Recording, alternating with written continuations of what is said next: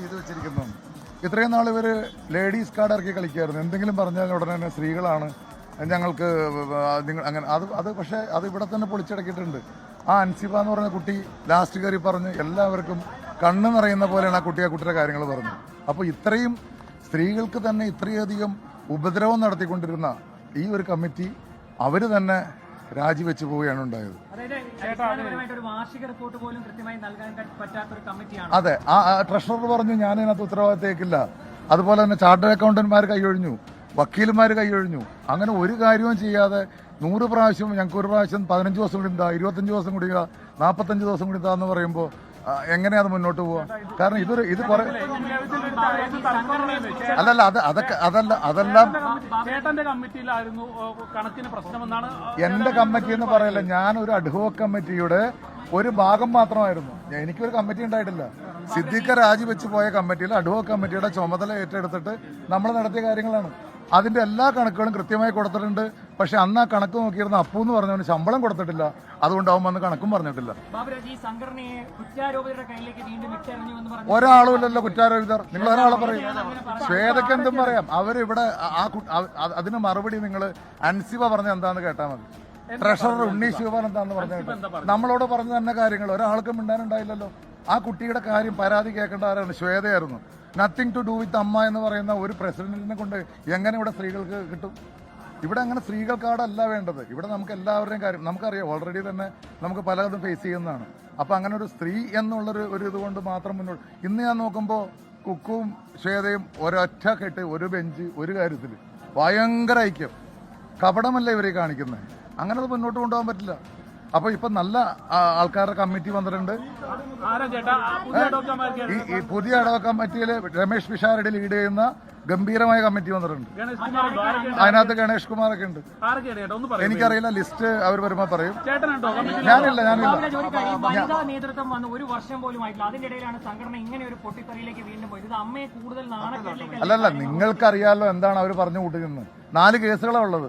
ഇതെല്ലാം അമ്മയിൽ ചെയ്തേണ്ട കാര്യമോ? ടീനി ടോമും അൻസിബയും തമ്മിലുള്ള കേസുണ്ടെങ്കിൽ ഞങ്ങളൊക്കെ ഉണ്ടെങ്കിൽ ഒറ്റ പ്രാവശ്യം കൈ കൊടുത്ത് വിരിയിക്കവരെ കൊണ്ട്. അതുകൊണ്ട് അതിനകത്ത് എണ്ണ ഒഴിച്ച് നീട്ടിച്ച് കോടതിയിലേക്ക് കൊണ്ടുപോയില്ല. ഇത് അവരെല്ലാം സ്വന്തം കാര്യങ്ങൾക്ക് വേണ്ടി, സ്വന്തം ലാഭത്തിന് വേണ്ടി ചെയ്ത കാര്യങ്ങളാണ് കാണുന്നത്. അഡ്ഹോക് കമ്മിറ്റി ഇപ്പൊ തൽക്കാലം 4 മാസത്തേക്കാണ്. അതെ, തൽക്കാലം 4 മാസമാണ്. അത് ഇനിയും തുടർന്ന് മുന്നോട്ട് പോകാം അടുത്ത ഇലക്ഷൻ വരെ. അത് അവർ തന്നെ തീരുമാനിക്കും. സംഘടനയിലെ വരവ് ചെലവ് കണക്കുകളൊക്കെ കഴിഞ്ഞ ഒരു വർഷമായിട്ട് ദുരൂഹമായിട്ട് നിൽക്കുകയാണെന്നാണോ? കണക്കുകളിലൊന്നും ഒരു വ്യക്തതയില്ല. 67 ലക്ഷം രൂപയുടെ കണക്ക് എനിക്ക് തെറ്റി അയച്ചു. ആ 67 ലക്ഷം രൂപയുടെ കണക്ക് ഇവിടെ കിട്ടിയിട്ടില്ല. കഴിഞ്ഞ കുടുംബസംഗമം നടത്തി 67 ലക്ഷം രൂപയുടെ ഞാൻ വേണ്ടി ഇതിനകത്ത് കാണിച്ചു തരാം. മനസ്സിലായില്ലേ? അപ്പൊ ഇതൊക്കെ ചോദിക്കുമ്പോഴാണ് പ്രശ്നം. മനസ്സിലായ? അപ്പൊ സ്ത്രീകളുടെ കാർഡ് എന്നും പറഞ്ഞിട്ട് ഇങ്ങനെ പറയുന്നത് ശരി. അതെ, 67 ലക്ഷം രൂപയുടെ കണക്ക് കിട്ടിയിട്ടില്ല. ഇത് ചാർട്ടേഡ് അക്കൗണ്ടിന്റെ അവരൊക്കെ അയച്ചിട്ട് ദൈവത്തിന്റെ ശക്തി കൊണ്ട് എനിക്ക് വന്നതാണ്. ഇവര് തന്നെ തെറ്റി എനിക്ക് അയച്ചു തന്നത്. ശരിക്കും ഇത് ഒരു വിജിലൻസ് കേസിലേക്ക് പോകേണ്ട കാര്യമാണോ? അല്ല, ഇപ്പൊ തൽക്കാലം എന്തായാലും നമുക്ക് ഇപ്പൊ ചാർജ് എടുത്തിരിക്കുന്ന ആൾക്കാർ നല്ല വിശ്വാസമാണ്. കാര്യങ്ങൾ ഏബിളായിട്ട് നടത്താൻ കഴിവുള്ളവരാണ്. നമുക്ക് നോക്കാം.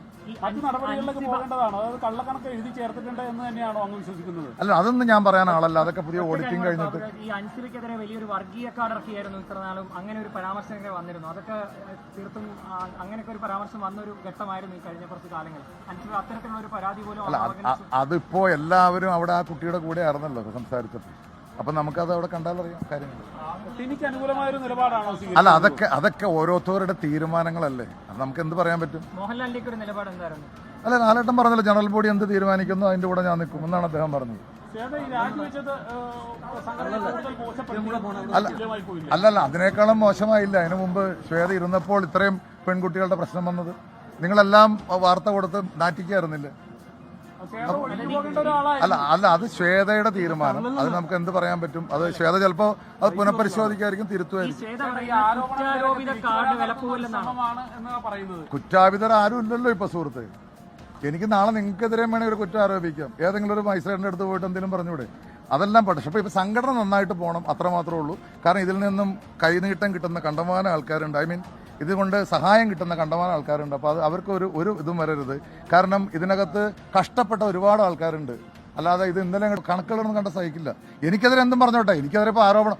ഈ ശ്വേത തന്നെയല്ലേ കഴിഞ്ഞ പ്രാവശ്യം മറ്റൊരാൾ കേസ് കൊണ്ട് കൊടുത്തപ്പോൾ എന്താ പറഞ്ഞത്? ബാബുരാജാണ് അതിന്റെ പുറകിൽ എന്ന് പറഞ്ഞു. നിങ്ങൾ തന്നെയല്ലേ എന്നോട് ചോദിച്ചത്? എന്നിട്ട് എന്താ അതിന്റെ പുറകെ പോകാഞ്ഞ്? ഇപ്പൊ പറയുന്നത് ശ്വേത തന്നെയാണ് അതിന്റെ പുറകിൽ എന്ന് പറയുന്നവരും ഉണ്ട്. അപ്പൊ അതൊന്നും വില പോവില്ല. എനിക്കത്